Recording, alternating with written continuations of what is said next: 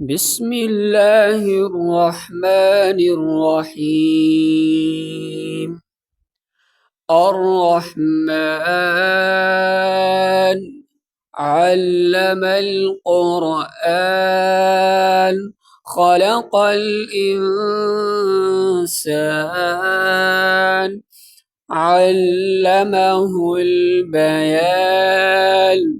الشمس والقمر بحسبان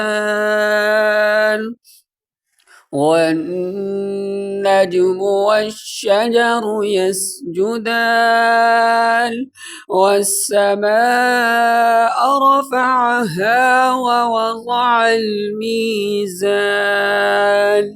ألا تطغوا في الميزان وأقيموا الوزن بالقسط ولا تخسروا الميزان والأرض وضعها للأنام فيها فاكهة والنخل ذات الأكمام